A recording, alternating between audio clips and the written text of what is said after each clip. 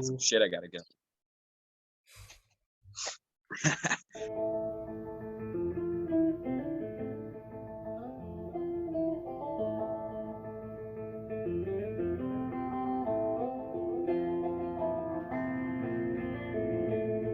Hey, welcome to the film section.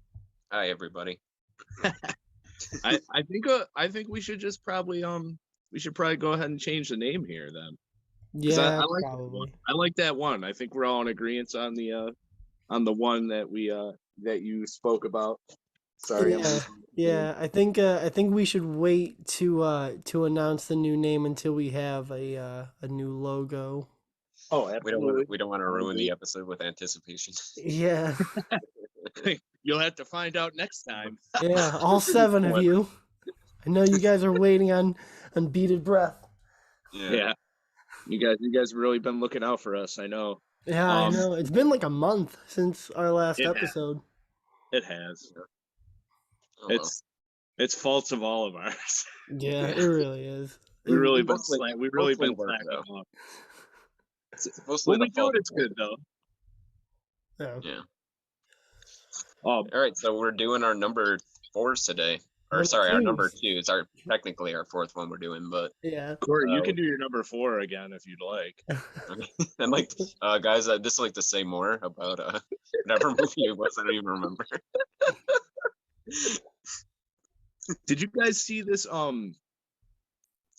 That they had a little bit of news on this Evil Dead movie that's going to be on HBO Max. Evil Dead Rises, or like I know, like the plot is like I haven't heard it. It's like 2 women in like a high rise or something, isn't it? Yeah, I like that idea actually. Like at least that's like, it's how many aside from Army of Darkness, how many Evil Dead movies can you think of that don't take place in a cabin in the woods? Not that that's not like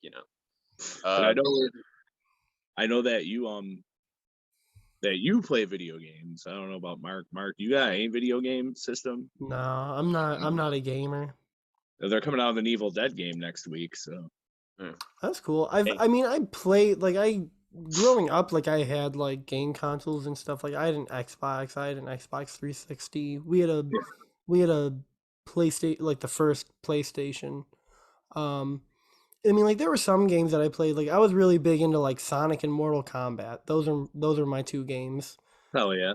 I mean, I don't like to brag or anything, but I picked up this bad boy earlier this week.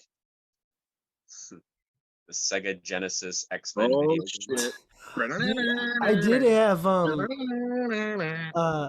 I did have a Sega Game Gear though. Oh hell yeah! Yo, that shit was awesome. Let me tell you something about that. I got one, and I got a Sonic game, and I had NBA Jam, and I realized really quickly that you can't really play it on the go. Like you kind of have to.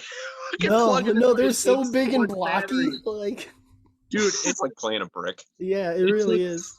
It took 6 AA batteries, and those shits would run out quickly. Oh yeah, dude, it was ridiculous. Dude, I actually got what do you call it? I forgot the name of it, but they had an X-Men game for the Game Gear, and I remember buying brand new batteries and like sitting down and playing it like you would like a game like at my house. After like 2 levels, you need to like replace the batteries, and you couldn't save your progress or anything. It was so. Yeah, I basically sat next to my bed with the fucking actual the actual plug in the wall for that fucking thing. Like, it was cool because it was handheld and it was like colorized. Yeah, it was really cool. We had the Game Boy. I mean, I got really one cool. What?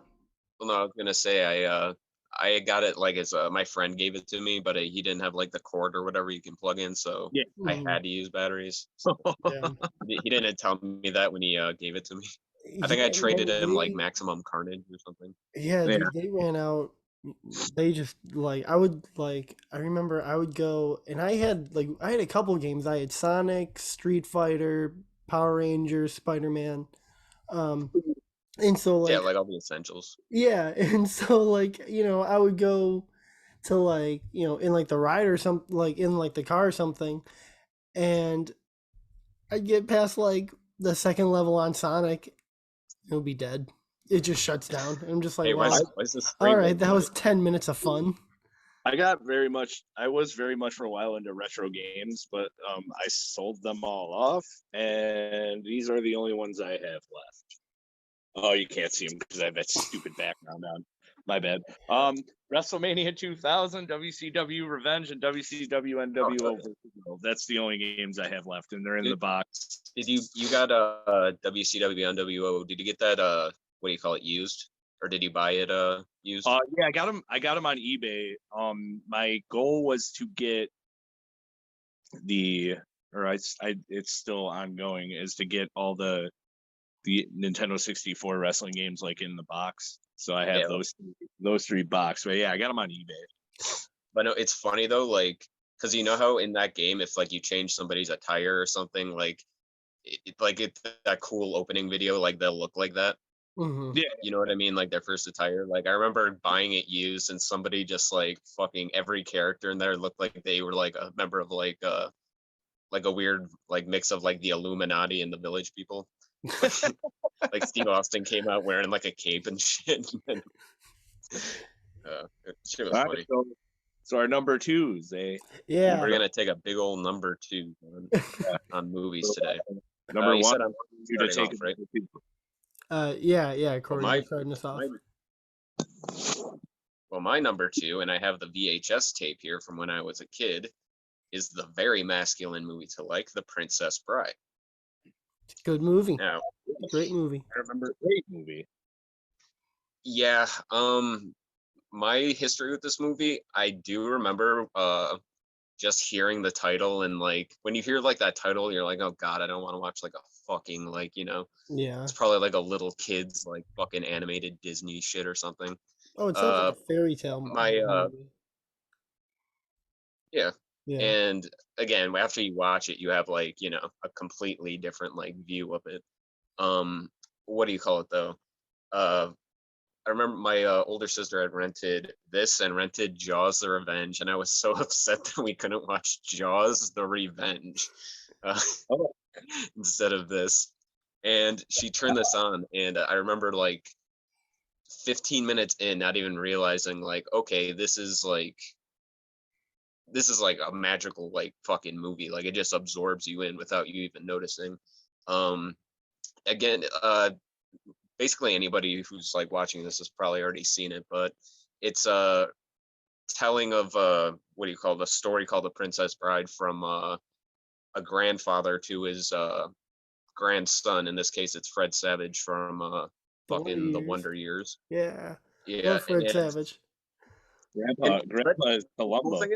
Dude, the cool thing is Fred Savage has the reaction when he gets told the title of the story, like that anybody else would. He's like, oh, come on, Grandpa, I don't want to hear this. And like halfway in, he's like, well, don't fucking stop. Like, he has like, and that's cool, I think. Like, that's kind of like as a viewer the first time, like you definitely feel like that. Like if you turn the movie off halfway, you'd be like, well, fucking what happens? Like, what the fuck? Like, well, especially like at the time of its release, you have to understand, I think, the mindset of kind of gender norms and stuff also. So when you hear something like The Princess Bride back then, your initial reaction is like, oh, that sounds like a girl's movie, Yes. Yeah, absolutely. Hey, you see those queers over there watching the Princess Bride? Yeah. Anyway, it's pretty good movie. I'm not gonna lie. I recommend. We should have a bros night and watch it. I never had that reaction because it would like it was on HBO or whatever. So it was just like if I was by myself, whatever. Yeah. Like if I was by myself, I was like, no one here to call me a queer. So yeah. The first time I watched it was in like my like photography class in high school, and it was just like we had nothing to do, and so our teacher just put it on, and I remember like I had heard about it, and then like I remember just watching it and being like, Andre the Giant's in this? Like what the hell kind of a movie is this? And then like they had the who's the whiny, like the inconceivable guy. Inconceivable. I know who you're talking. That guy's like he's. Are you like talking one of the definitive characters? The dinosaur in Toy Story. That guy.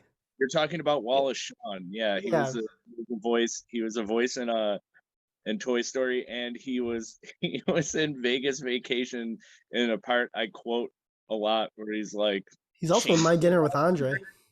My Dinner with Andre. Yeah. He was in a movie called House Arrest that I saw when I was like a little kid, and like for some, it's not like a super memorable movie, but like he has this line in it that like always makes me laugh, where he's like talking to this other group of parents. He's like, "Well, I'm always getting standing ovations, especially in bed."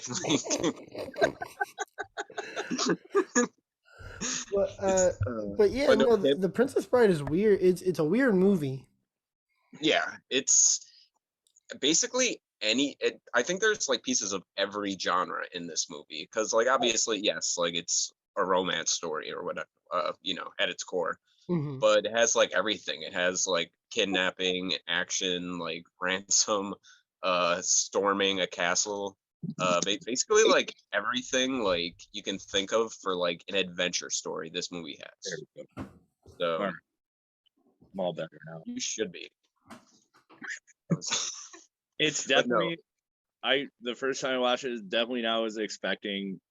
Once I got into it, I mean, I initially liked the parts where the grandfather started telling the story. Yeah. And then I was like, I kind of knew. I mean, I was really young, but I kind of knew it was going to be a little different. So I was like, all right, I'll hang with this. And then, I mean, when you watch the credits, I'm like, Andre the Giant, okay. Like, I already liked wrestling a lot, so I was like, fuck it, I'll watch this shit. And it's a fucking classic. Well, this movie has a ton of characters, and absolutely none of them are wasted. You know what I mean? Like, there's not like one like single character here that's unmemorable. Even like I forgot who, like the albino that wakes up Carrie Elwes after he gets kidnapped. He has like maybe one or two lines. The one that's he's like, where am I? And he's like doing what you're doing right now. He's like, you're in the chamber of secrets. Nobody. Oh yeah, that fucking thing. Yeah. Fucking crazy. But no, like you said, the real heart of this movie, though, I think, is like the trio of Carrie Elwes, Mandy Patinkin, and Andre the Giant, as like kind of like because by the end of by the third act of the movie, they essentially become like a team basically that are trying to save Carrie Elwes's the love of his life basically. Yeah. And also I want to say, movie has an amazing villain in Chris Sarandon, who was like at this time was like on top of his game. Like between this and Fright Night, like he was so like fucking like he was like Chris Sarandon at that time was like a fucking Disney cartoon villain come to life. Like he was so like perfect for Yeah. Oh yeah. I mean, Princess Bride still has I think one of maybe not my favorite, maybe not my top 10, but definitely like my favorite quotes, and probably in like the top 100 most memorable movie quotes of like, I'm Inigo Montoya, you killed my father, prepare to die. That's a genuine, not only like one of the coolest quotes, but probably one of the most badass quotes. Oh, it's such a great quote. Like, cause like he's basically on death's door at that point. He's been stabbed multiple times, and he just starts. He's almost like hulking up like Hulk Hogan, like he's like getting louder, as in like there's that great line in it where like the dude just responds, "Stop saying that." That's a great. Yeah. But yeah, that is a fucking great movie. It's just a great quote. Yeah, but like again, like this movie is never just one thing. Also randomly has like a scene that scared the shit out of me as a kid, the ROUS's, Rats of Unusual Size. That scene, like when you see, dude, that thing's like, I was like, dude, do those things actually like exist? And one of them, like, it doesn't just attack Carrie Elwes, but it fucking takes a chunk out of him. Basically, they show it on screen, just like dig into him. Like I was like, oh god. They do exist. They come back in Stephen King's Graveyard Shift. Well, the actual fucking short stories. That's basically what it's about. Yeah. Even if they actually use like the same creatures. Yeah, that novel. I wonder if he was on anything when he wrote that. Oh, if it was but in the no, 80s, you know he was blowing it up. I low key actually kind of like that movie.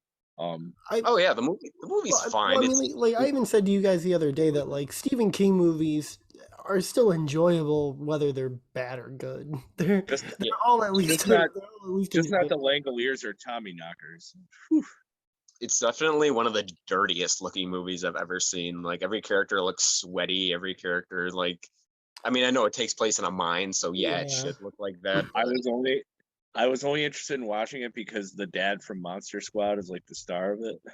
Show's over. Yeah, that guy. Yeah, it's not a bad movie though. It's really good until they show the rat creature. It's really good until they show the rat creature. And the way he kills it Bart Simpson style, like he flings a slingshot at the fucking like the button on the machine that kills it. Yeah. But yeah, love The Princess Bride. Has one of the most unrealistic fight scenes ever, in that Cary Elwes beats Andre the Giant in a fight. Like probably like sorry, that just always makes me laugh that's what happens in their fight. Cary Elwes gets the upper hand on a dude who's like 500 pounds. Yeah. He got me. He's got me in the chokehold. Yeah, no, it's just a great movie. It's a fun movie. I think it's a movie that you can. It's a movie that you can really put on sort of at any point and just kind of immerse yourself in it. Like it doesn't matter at what point in the movie you're at, and every point of the movie is pretty enjoyable. Yeah, it's pretty. Again, like every part of it's pretty memorable too, at least for me. What do you call it? Definitely like my favorite feel good movie. Yeah. You know, it's it's definitely a feel good movie. Yeah. So that was my big number 2. It was a big one. Fantastic. That was pretty big. Pretty big. Wreck the toilet. Figure it out one day. So it's me? It's me, right? Yes. It is. All right, sorry. My my number 2 is Halloween. John Carpenter's Halloween. I don't like that I have to say that, but here we are. I mean, it's not Halloween Kills. No. No. Your face went from laughing to serious so fast. You're just like, yeah, no. Chris just has images of Anthony Michael Hall in his head. You're hurting my feelings. Anthony Michael Hall fucking comes out of nowhere. He has fucking Negan. He's fucking Negan's bat. What went through? I don't want to talk about that. Well, it's so funny because in Halloween Kills, you know, like the doctor or like the really kind of annoying doctor guy. In like the beginning of the movie, he kind of yells at Anthony Michael Hall and his friends a little bit to like keep it down. Oh, you mean the guy and his wife or whatever, like. Yeah. Okay.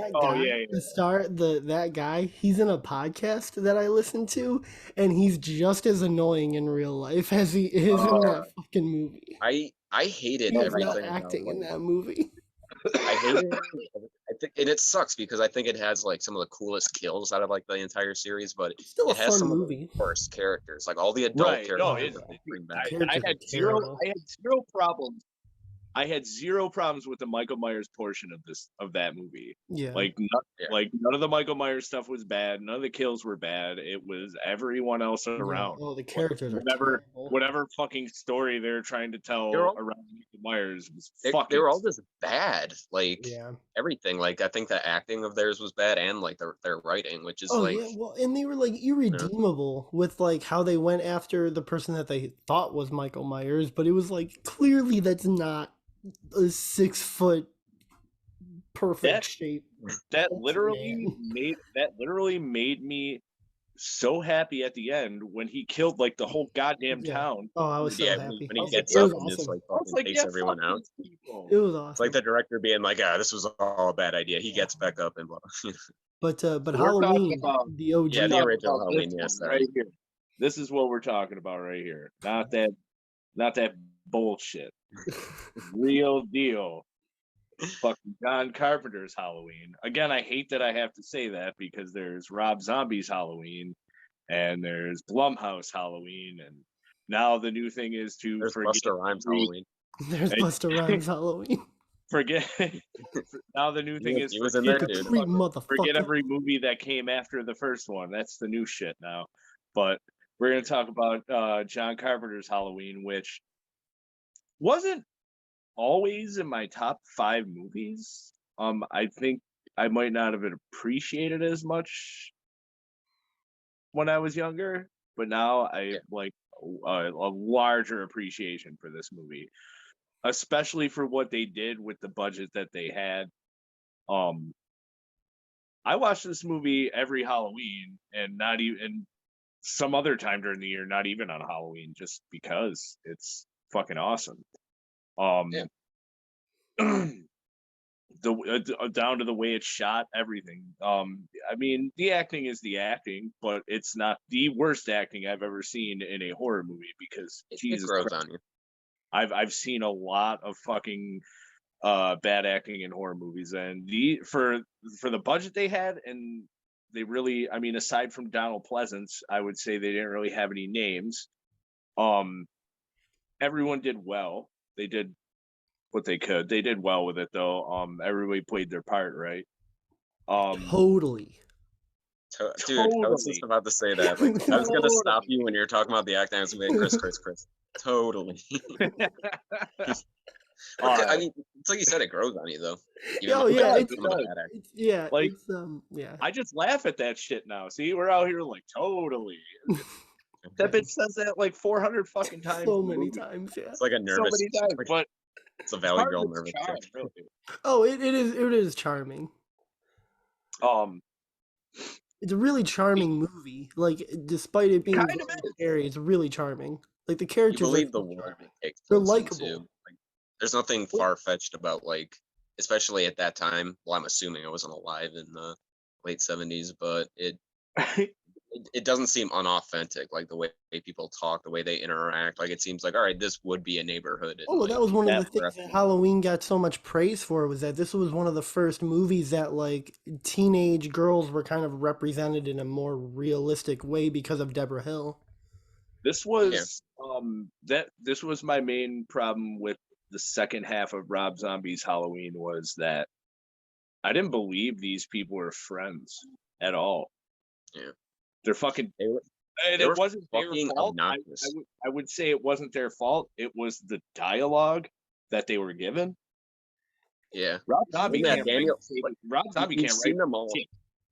You've seen them all, like all those actors, like Brad Dourif and Danielle Harris. Like, you've seen them do like good work before, so it's real. It's really like what they're given to work with, and exactly. It like every thing about like Rob Zombie movies in general, like, every character is like the angriest person you would encounter on the bus, and like has like and talks like a fucking everybody in a Rob Zombie movie talks like a Hey Arnold character if they discovered what cursing was. Like, fuck you fucking bitch. I fucking you. Dude, like Rob Zombie movies kind of have like peaks and valleys to me, where like all of his movies have like they have really, really good scenes, and they have really, really horrible scenes. And the dialogue is kind of hit or miss. Like, Brad Dourif's character in Halloween was really good. Yeah, he did kind of a lot of the shit around because it's fucking Brad Dourif. Yeah. Oh, yeah. I mean, he was making the best of what he had, but like, especially in Halloween 2, like when he sees his daughter, like when he sees Danielle Harris's character, like his acting is amazing. Yeah. He killed it. Oh, he's so good.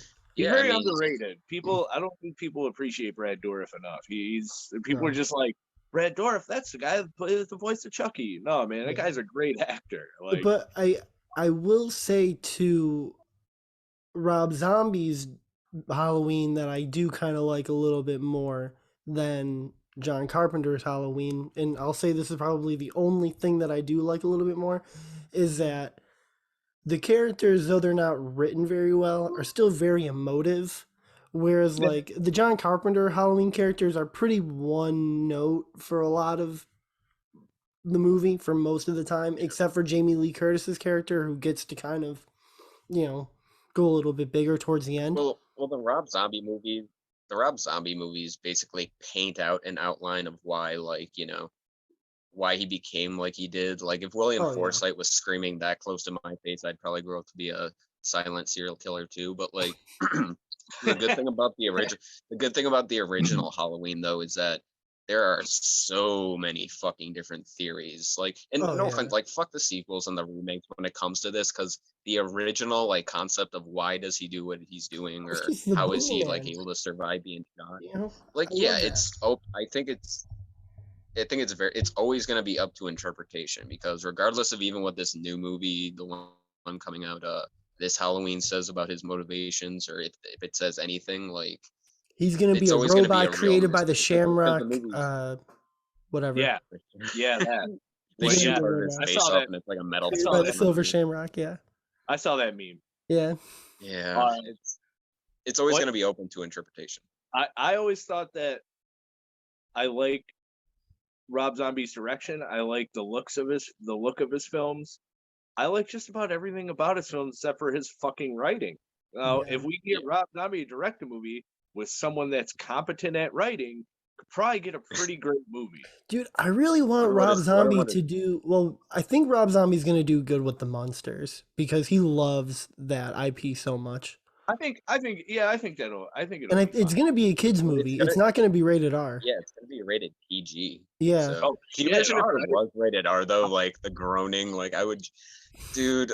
Like I can just imagine, like, he has like William Forsythe or something, like fucking playing like the grandpa or whatever. Fuck you, Herman, you fucking queer. What up, grandpa? Herman, I'm gonna skull fuck you to fucking hell. Herman, have you ever fucked a girl in the ass while watching the fucking rodeo on TV? Jam or jelly, Herman. So Halloween. So John Carpenter's Halloween. All right, let's get back to that. I feel like Rob Zombie's Halloween might be my favorite Halloween movie now, since we're talking about some goddamn mushroom. Then let's go to the morgue. This really, I think it really set the tone for a slasher, because, I mean, I guess, like it or not, after Michael Myers, you could really call the rest of these people copycats, kind of. Oh yeah, well, Jason is 100%. Jason, who's my favorite slasher, I will 100% admit. And Sean Cunningham himself has even said, like, because he saw Halloween, they were like, well, we can do this. Yeah, absolutely. But just, man, it's crazy to me that they fucking spray painted a William Shatner mask, and it's fucking terrifying. You would never know unless they told you, though. That's the crazy thing, right? You know what I mean? Right. Like that's like the crazy thing. I mean, that opening shot, that opening oneer is iconic in horror cinema. Absolutely. And I remember, I mean, they blew a lot of their budget just on that like panic camera or whatever, so that they could just keep it going and not have to stop. Like they blew so much money on that. I watch all of John Carpenter's movies because of that cinematography, man. It's basically the same guy does every one of his movies, the same cinematographer. So. Yeah. Oh yeah. Well, John Carpenter, dude. John Carpenter at the time, there was just something magic. Like he was so like, his movies weren't initially like very well received. Like this wasn't initially very well received. Neither was The Thing. Well, before Halloween, he only had Assault on Precinct 13. That was the only movie that he had before Halloween. He had another movie too, like The Star or something, or like, Dark Star. Yeah. Oh, God damn it! We only have 10 minutes left, so like Assault. All right, I'll let you guys know in 5 minutes when we have to stop and then restart. Okay, cool. But yeah, dude, there was something about his filmmaking at the time that was just like perfect. Like it really like had its own voice. I mean, I think he kind of lost it over time. Like I think his last great movie was In the Mouth of Madness. Yeah. So I think he started compromising his vision a lot with studios, like that. Which really isn't his fault, but you know. He made a movie called Ghosts of Mars. So. Yeah. Yeah. Oh, with the lead villain who's sounds like Sal if he was talking really loud.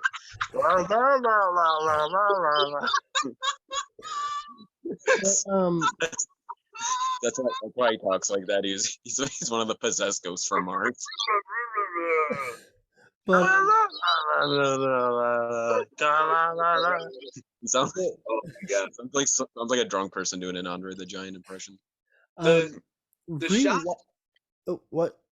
Oh, the shots they used, like where they positioned Michael Myers, like that shot where he's in the backyard behind the clothes, like hanging on the thing, and then she looks away and looks back, and he's gone. The way he steps out from behind the bush, like he just sits up. He's literally scary. Like it's really scary. Mm-hmm. It's also just like watching it. I think the Blu-ray that I have is just like a 2K scan, but it's also like a really like cinematography and just like how it's shot. It's a very beautiful looking movie. I gotta be honest. I think the best Blu-ray that I owned was just a bare bones Halloween Blu-ray, and I think it was put out by Anchor Bay. It was like when Blu-ray first started. Mm-hmm. And I just bought it. Was like $10. I bought it. It was probably the best looking Blu-ray I've had in my whole collection. It just looks so fucking good. And it was like one of those ones you buy, you know, you're probably not going to get the best look, but it was like fucking $10. So you're like, oh, I own this movie on Blu-ray now. You know what I mean? Yeah. But I fucking popped that shit in. It was like the best looking Blu-ray out of everything in my fucking collection. Yeah. Well, I think there's a reason, like, you can still make a good Halloween movie. Like, it's because, like, and why, like, this series, I'd say, is, you can argue, like, Jason might be more popular, or Freddy might be, but, like, why this is, like, arguably the best is that it takes place in a world that's really not that far-fetched. You know what I mean? Like, yeah. I would say Michael is still more iconic than Jason or Freddy or Leatherface. Like, I would say that, like, everyone really kind of knows what like Jason or Freddy or Leatherface look like, but I do think that when you think of a slasher, the first person you would think of is Michael Myers. Like he is really the face of the slasher genre. He's not coming after you like in your dreams or in like the middle of rural Texas or like in the middle of the woods at a camp or whatever. He's going after you in your own fucking house. Oh yeah, so in your own neighborhood, in your own safe space, you know. Yeah, so I think there's something like cerebral about that. Like as like a horror fan watching it, like it's like oh shit, it's you're not leaving your house and encountering the danger. The danger's coming right to is wandering silently into your into your own house. So yeah, I'd say that like definitely. Say what you will, some people like certain sequels better than others, but I'd say the original 4 is still my favorite Halloween movie. It has my favorite opening of any of those. Just like for some reason that like just like opening shot of just just like farmland with like looking about as fall in October as possible. For some reason that just brings like Well, Halloween 4 was the first Halloween movie I ever watched too. Oh yeah, so that's gonna do it too. Like and it's just a really good Halloween movie. Also, well, yeah, it's it's before the whole Thorn thing goes off the rails with part 5 and 6. So as its own contained movie, I'd say definitely one of the. Yo, that reminds me. That new guy at work has a fucking thorn tattoo. Do you think if we put ruby stones around him, he'll freeze and like? Well, this spot I can't move.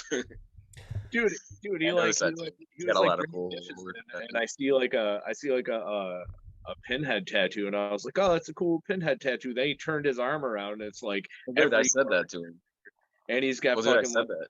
Oh yeah. And then I was like, I like your Michael Myers tattoo, and then he turned his arm around. I was like, oh, and then there's Pinhead, and then there's like Jason, and then I was like, damn, dude, you got like the whole fucking crew going.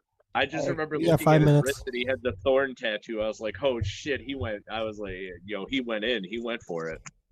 Yeah, I was gonna say. Well, yeah, that's like you said though, dude. I think you can't even argue that it's one of the better, not just one of the best slashers, one of the best. Like, yeah, it's essential if you like the holiday, even of Halloween in general. I think you need, even if you hate horror movies, to check it out. Well, it's not even it's not gory either. It's just No, all it's about so tension beautiful, and scaring you. But it's not a gory movie. It's not, there's not like a lot of nudity or violent, anything but it's like not that. It's bloody. brought to you know? by Lionsgate's 4K Steelbook from Best Buy. Ooh, Yeah, buddy. nice. There we go. All right, so I think for me in closing, I want to say that this is probably not only the most perfect horror movie ever made, but it might be one of the most perfect movies made in general. Like, fuck, man. And one of the most important. I just had to argue with someone today about the new Batman. And them saying, dude, I was like, all right, I'm reading this whole thing. I'm like, all right, this is your opinion, whatever. And then he says, this is kind of like Seinfeld meets Batman, meaning it's pretty much about nothing. I was like, What? did you watch the same movie? And he's like, I wanted it to be a little less Burton, a little more Nolan. I was like, oh, the Nolan trilogy, you say? I was like, the one where the first one is middle of the road, the second one people only like because of a dead guy, and the third one is a piece of shit. All right, you want a little more of that, huh? Why wasn't the Riddler funnier? This is what I call it. I call it the HBO, I call this the HBO Max wave of Batman hate that I don't understand. It's just for hate. That's all it is. They just like to hate. I don't think it's not going to affect the movies like legacy or anything. I think it's Uh-huh. very much like, yeah. If I were like 10 and watched it, I probably wouldn't be as into it. Well, yeah. But like, it's the most adult like Batman movie, and people for years have been like asking for like a really adult Batman movie. So like, I take what you can get, people. If you want, like, there's always going to be the Schumacher movies if you want something to, like, show your fucking kid, or even like I feel like looking back on those, like, I really don't like those later entries, but then I see that, like, after Tim Burton, Schumacher kind of he tried to keep the same look, but then also make it like Batman 66, like with the campiness and goofiness. Yeah, like the Adam West man. Which I don't know. Here's the thing, like, as bad as some of the entries are, I think they're all like worth watching in their own weird ways. Even Batman and Robin has like the whole so bad it's good. Oh yeah, thing. I mean, I like all the Batman movies to some level. Yeah, none of them are a waste of time, really.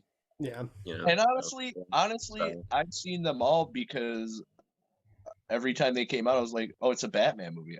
I like Batman. Like it's like an event. Like, how many? It's only going to happen so many times in your life that you see like a new. I mean, not with the cartoons. Like, they have some great animated movies, by the way, but like those are a lot more common. I keep going. I keep fucking going to Target, and they put out this Dark Knight Returns fucking figures, and they got a Batman, and they got a fucking Joker, and they got a Superman, and it's pissing me off because I don't want to buy them. I do want to buy them. Like, I saw a kid taking one, and I threw the toy at him because I picked up another toy and threw it at that toy. Like, fucking Frank Miller's fucking Batman is like one of my favorite things. Just the look of it. Fucking even to I am obsessed with it. Like, I don't know. It's just the look. Oh god, I'm breaking things. Yeah. And I look like a it has like, that's the cool thing about Batman too, is that there's so many different incarnations of the look, like not just with him, but like his whole like world, like Gotham City. So now that I turned that stupid thing off, like the look of fucking Frank Miller's Batman and fucking Superman are like my favorite things of all time. Like, I love that. When I see like, if I see figures or anything, I don't know. I feel like I need to have them, but now I'm like more of an adult.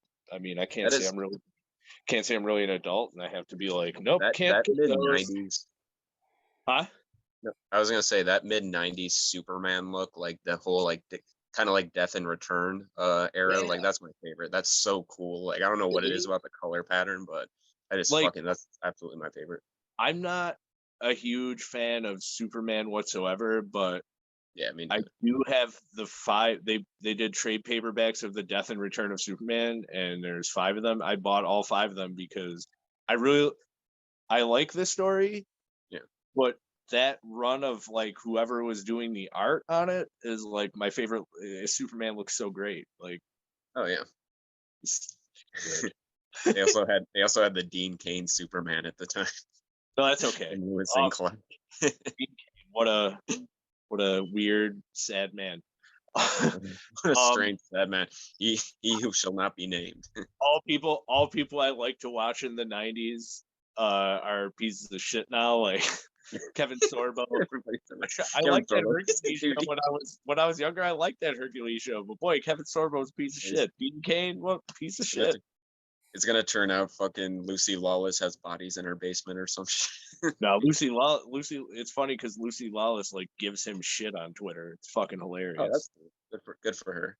Yeah, but yeah, everybody's either a rapist or lost their minds, or got slapped by Will Smith. Oh yeah, so that was my. I mean, aside from all this Batman talk, that was my final take on Halloween 2 or Halloween 2. Halloween 2 is a whole other fucking animal. You gotta call it, or you gotta add and a bunch of tangents onto the fucking new name that we're choosing. Yeah, that's right. Halloween 2 is a whole nother animal, which I think I still really like that one, the original one. In the hospital. I think if they stopped at that, then it would have been fine. But money. So yeah.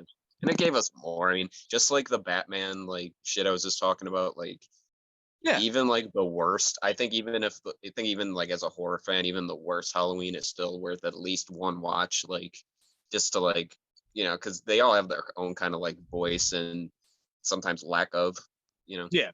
Sure. And you got to think though too. That's crazy for a series about a killer who never says a word. They've gotten some fucking longevity out of this. For sure. Guys, so I agree. Mark, you still there? Yeah, I'm still here. Oh, okay. You both just went off on a long tangent.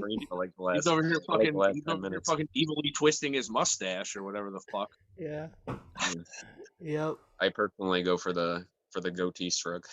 I don't know. I just rub my beard all the time. All right, Mark. So it is your turn. My number 2 is SLC Punk, starring Matthew Lillard. It's got the VHS of this too. If you haven't seen it, just go watch it. Like, the fuck are you doing? Just watch SLC Punk. I'm not even gonna really break it down because I just want to talk about how much I fucking love this movie. I watched it a couple weeks ago because it came on HBO Max, and rewatching it was just as good, if not better. I love everything about it. I love the fourth wall breaking with Stu. I love the characters. I love the camera. I love the soundtrack. I love the ending of the movie. Still makes me cry. I thought I could hold it. Nope. Couldn't do it. Ending of the movie still made me cry.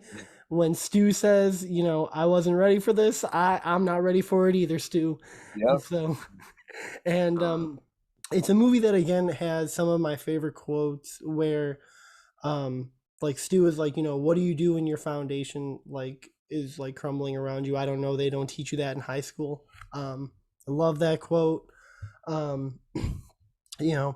Only posers die, you fucking idiot, I think is a great quote. Heartbreaking quote. Yeah, it's a movie that is almost like essentially about nothing but everything at the same time. It's a very existentialist punk movie, and I love that. I love that it's like if you're kind of one of those like pretentious pseudo-intellectual dickheads, this movie is perfect for you. But if you're also one of those people that like doesn't know where they are in the world and are trying to figure their shit out, this movie is also for you. If you're like a weird teenager that doesn't really feel like you fit in and like is part of the counterculture, yeah, this movie's also for you. I think this movie is, I don't want to say it's like a coming of age movie, but it's very much like a like, it's a post coming of age movie. It's yeah, like what comes after next after coming of age, I think. Yeah, it's like now you're an adult. You now here's like the real world, basically. It's like shit's still very confusing. It's like you very much figure out that after high school you're kind of shoved into the world, and not everyone knows where they stand. Oh yeah, and like in a lot of your ideologies are bullshit. Yes. like you learn that stuff that you've been so passionate about really doesn't mean anything.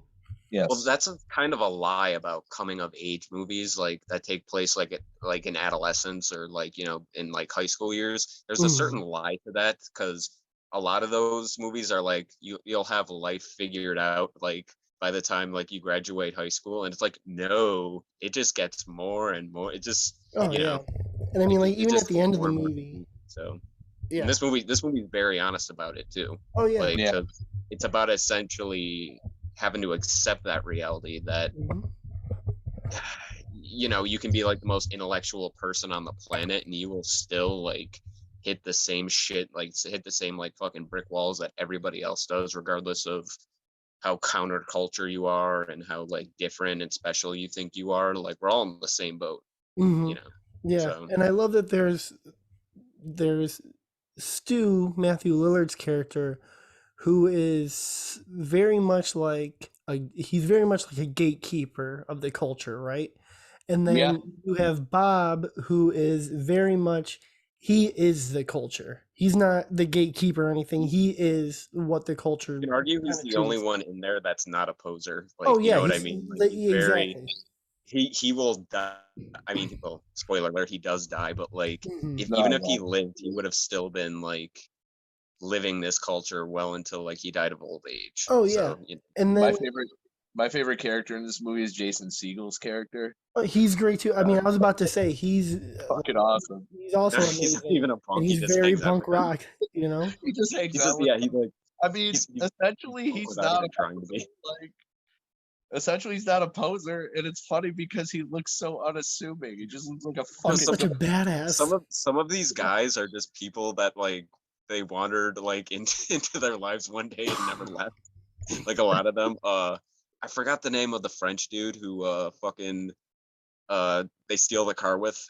Mark. Well, his name is Mark in the movie. Oh shit. All right. But no, like that scene where he introduces him. He's like, well, Mark's nothing really. I never. He's not even a peer. He just showed up one day. It's like some of these people just like kind of wandered into this world, and Well, I love that scene where he's going through and he's introducing everyone, and he like is literally breaking the part. And I love that when there's a scene where, he's going through. He's like, "This is Bob," and then Bob is like, "Hey, quit fucking with that stereo." And he's like, "It's his fucking stereo." And then he walks to Jason Segel, and he's just like, "This kid looks like a total nerd, right? But he's actually one of the most hardcore dudes I've ever met." And then he pumps the guy and he beats him. And then he goes around and he keeps doing it. And there's this thing where like when he touches the people that he's talking about, they can also break the fourth wall. Like when he's talking about the dude's little sister, and he's just like, "This girl will literally bite your head off," and he turns her head and she starts like chomping at the camera, and then he turns her back. I really want to rewatch it again. Such one of the biggest lessons I took out of this movie was because of that Mark guy. Is they go to his house to get drugs, and they start talking to him, but they talk about how this kid doesn't have waves. They can't just go get drugs from the guy. He has to always show them stuff. And a laserdisc. I didn't understand it. There's a movie on that. I didn't understand it at first, and then I started having to go to someone's house to get drugs, and then completely understood that scene. Or I could see it coming, and if I was with someone, I'm like, just get the shit, let's get the fuck out of here. Like, Or dude, that scene. I love it. He has such hilarious freakouts in it. Like they try to drown the car. They try to drown the car, and he's like, "Thank you, fool."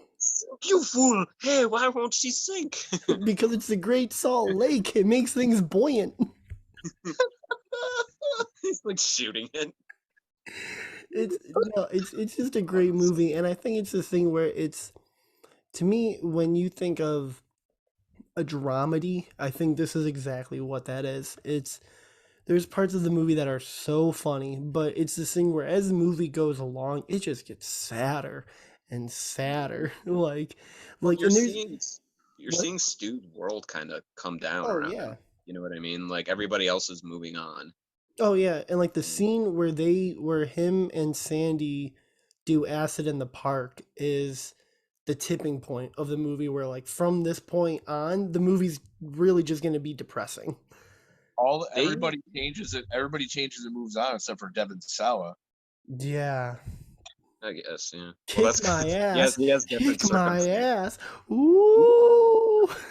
The funniest part about that scene though is like when he lifts his hands up, you see he's wearing oven mitts. Oh yeah, I love that. It's so great. Dude, that scene though you were talking about where they were in the park or like walking on that hill or whatever, taking acid, like is that stock footage from T2 of like the nuclear bomb going off? It looks like, I think so. I don't know if like I don't know if James Cameron's ever seen this movie or they just I don't kind of know, but it does kind of look like it.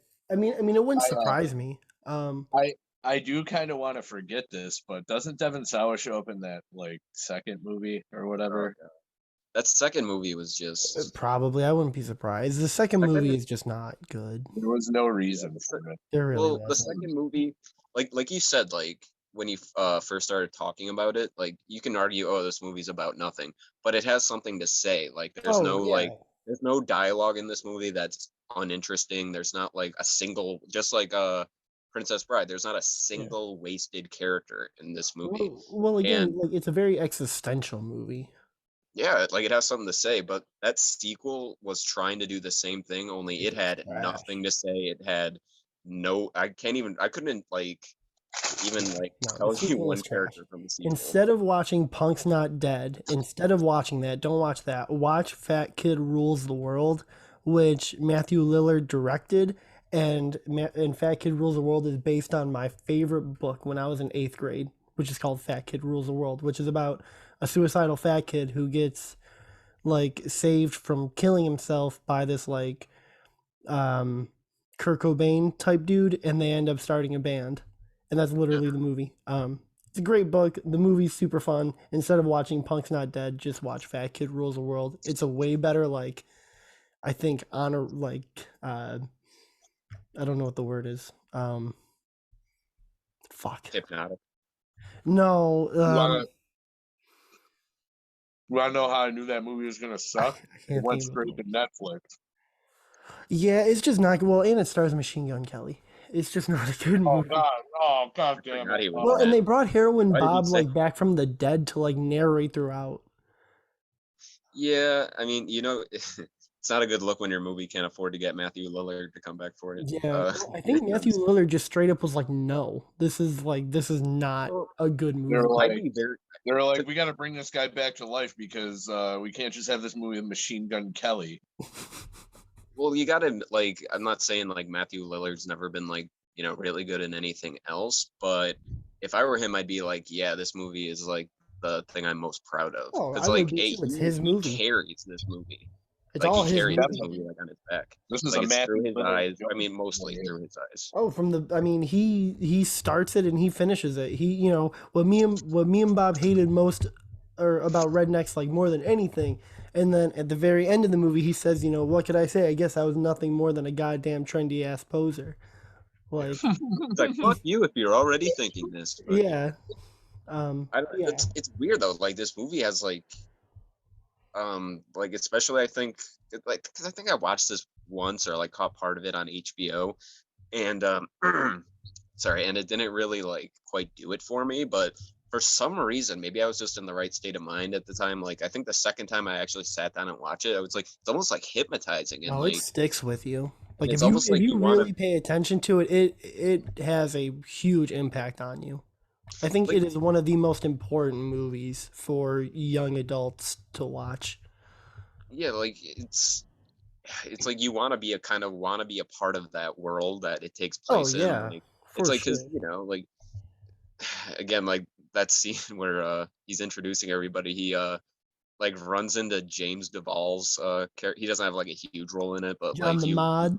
he popped up kind of everywhere. He's like, John what the do you got? What do Mod. you got there, John? He's like, he just like looks up. He's like, Candy. candy. Yeah. That's all he says. Like, Well, I also for me especially too because like in like when I was like starting high school and stuff, being in like a bunch of like punk and hardcore bands and stuff, it was a movie I think that kind of it hit me a little bit closer to because these were like a lot of these bands were like bands that I was listening to, you know, like Adolescence and like Descendants and like Black Flag and stuff were all bands that I was like really starting to listen to. Oh yeah. if you're a And so fan of it was that, just it was super cool and I oh my god. Yeah, I just loved everything about it. you, have you ever this is another recommendation if you like this movie, and I don't know if I'm in the minority in liking this, but it came out around the same time, and it's the same like kind of thing. It's almost about nothing, but it's very philosophical and interesting. It's a movie called Suburbia that came out in like That also '96 with stars Devin Sawa, doesn't it? uh I don't Well, know if isn't he he's in in it? it, but Giovanni Ribisi's in it. That's what Nikki I'm thinking Cat. of. Yeah, Giovanni Oh Ribisi. yeah, Parker Posey.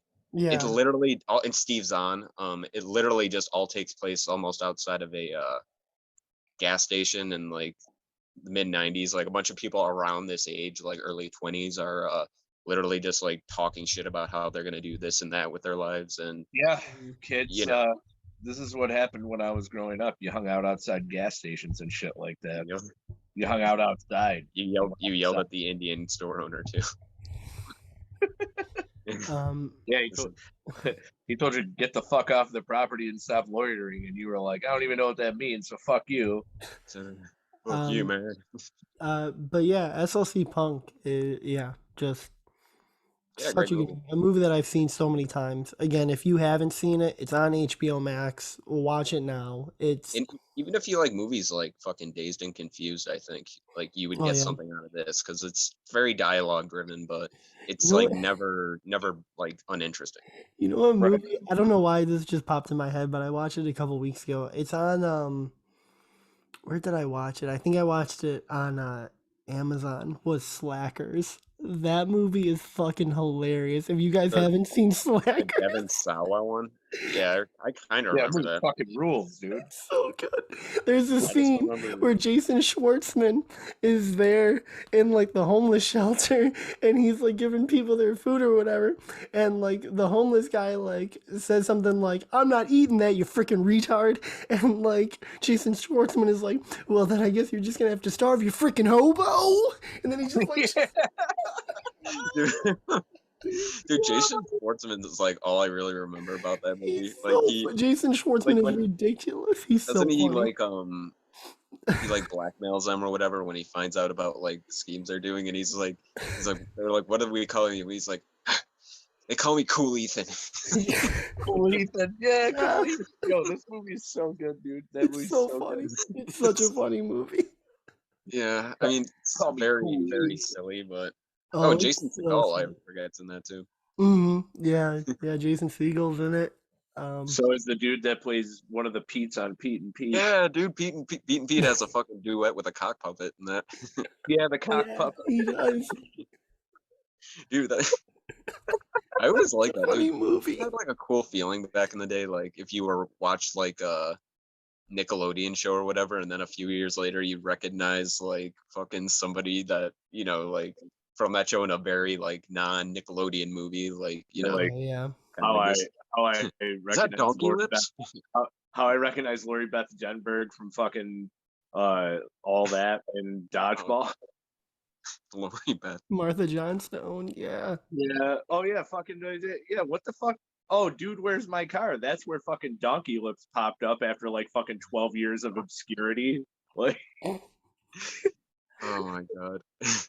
Um. Yeah, But yeah. that Evolution movie too. But yeah, definitely check out SLC Punk. I actually just us talking about it makes me want to go and rewatch that. Oh, it's so great. I'm telling the dialogue is still so like it's so urgent. Like it's written so urgently. There's like a flow to it. You know, and then like even the scene where he's, you know, like when he's like talking about like who started punk between like the Sex Pistols and the Ramones, and he's just like, you know, who cares who started it? It's music. I don't care who started it. Yeah, it's music. I don't care who started it, and I don't give a fuck. Like, it's so great. I just love that. Yeah, watch SLC Punk if you haven't, and even if you have, just watch it again. It's worth a rewatch. I promise. I've seen this movie about 7 or 8 times, honestly. It just gets better, honestly. It's so great. Yeah, it's a great movie. So yeah. I think that might be it for this one. Do we have anything else to share? Time to hit the old dusty trail. Yeah. Well, we'll try not to wait a month between episodes this time. Definitely not. We'll get ourselves out. Wait, are you gonna announce the new name? I think we should wait for the logo first.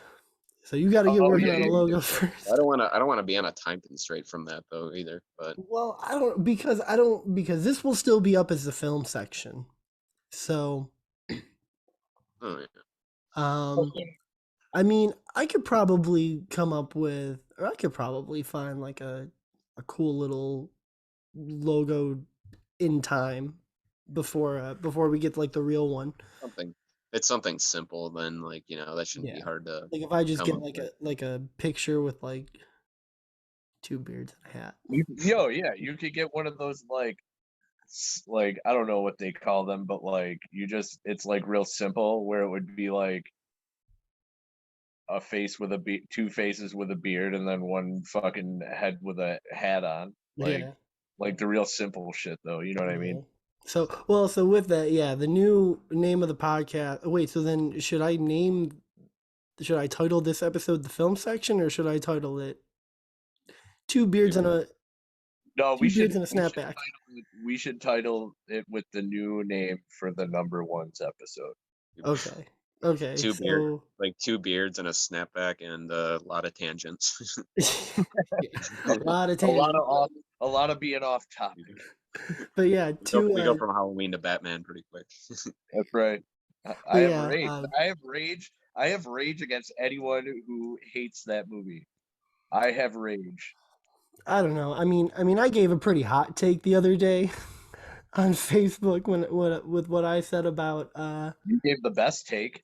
I mean, it's the true take that The Dark Knight is honestly just it's a shit movie without Heath Ledger. Take Heath Ledger out and it's not a good movie. Heath Ledger, amazing. Heath Ledger out, I'm not wearing hockey pads. That's it. Very true. Isn't Anthony Michael Hall in that movie too? I'm not what the city wants me to be. I'm what it needs me to be. A whole city waiting to do good. Cut this shit right now. The Protector, a Dark Knight. His angry little Nicky voice. I always wanted to have sex with a gross pig. You say Mickey? Yo, what if Batman was Mickey Mouse? Like, I am the knight. No, little Nicky, dude, little Nicky. I'm vengeance. Like, get in the flask. It's not a symbol. It's a warning. Get in the flask. Commissioner Gordon's Goofy. Get in the Just like,